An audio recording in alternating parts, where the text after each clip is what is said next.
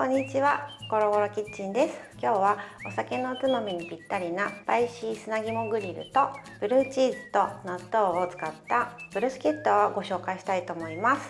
では行ってみましょう。まず砂肝を用意します。砂肝は青白い部分の真ん中でカットして2つに分けます。銀側は私は面倒なので取りません。柔らかいのが好きな人は白い部分に切り込みを数本入れるといいと思います。キッチンペーパーで砂肝の余分な水分を拭き取り、ポリ袋の中に入れます。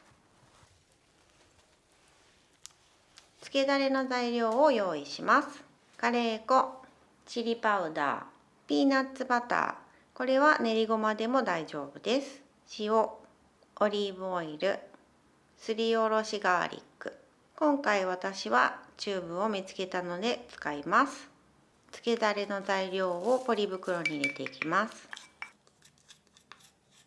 タレが全体になじむよう袋の上からよく揉みます。よく揉み込んだら袋を閉じて、このまま10分程度置いておきます。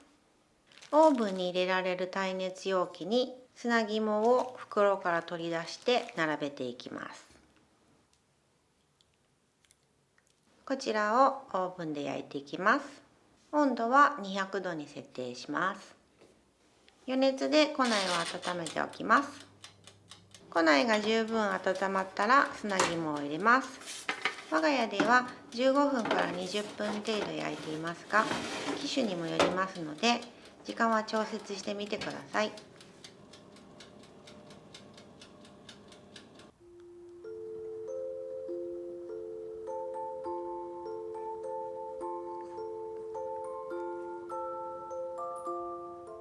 はい、砂肝焼き上がりました。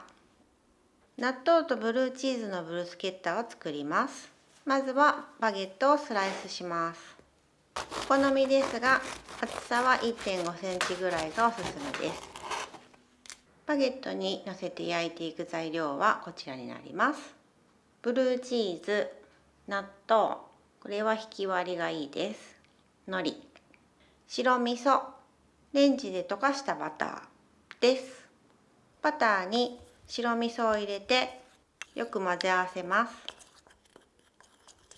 味噌バターをバゲットの上に塗っていきます。次に納豆をのせます。海苔をのせて、最後にブルーチーズをのせます。オーブンの焼き網の上にクッキングシートを広げて、その上にバゲットをのせます。こちらも温度は200度で設定します。余熱で庫内がしっかり温まったらバゲットを入れて焼きます。チーズが溶ける程度で大丈夫ですので3分ほど焼きます。最後に胡椒を振って、はい、出来上がりです。はい、ということで砂肝のスパイシーグリルと納豆とブルーチーズのブルスケッタでしたが、いかがでしたでしょうか。早速試食してみたいと思います。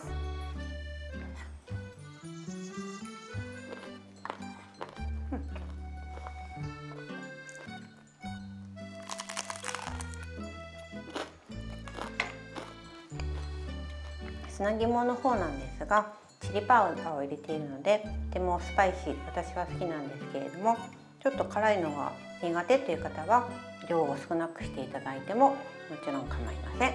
それから納豆とブルーチーズのブルスケッタなんですけれども、納豆とブルーチーズと思う方もいらっしゃると思うんですけれども、両方とも癖がある同士で実は相性がいいので、ぜひ試していただけたらと思います。